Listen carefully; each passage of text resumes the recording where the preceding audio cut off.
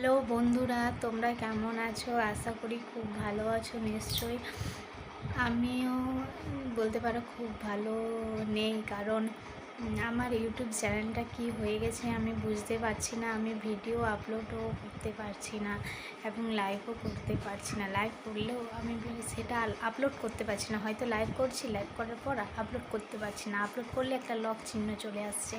তোমরা যদি কেউ জেনে থাকো প্লিজ একটু আমাকে বলবে যে কিভাবে ওটা ঠিক হয়। আমি পারছি না, আর ভিডিও আপলোড করতে পারছি না। ভিডিও বলতে লং ভিডিও 4 মিনিটের ভিডিওগুলো আপলোড করতে পারছি না এবং শর্ট ভিডিও আপলোড করতে পারছি।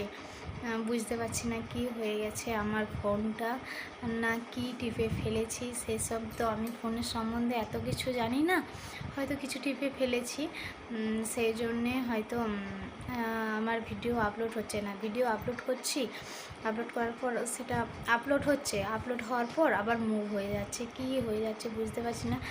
তারপরে একটা মেসেজ আসছে ইউটিউব থেকে, সেই মেসেজটা মেসেজে আসছে, আমি কিছু টিপলে আর বুঝতেই পারছি না কি হয়ে গেছে আমার মোবাইলটা। আপলোডও করতে পারছি না।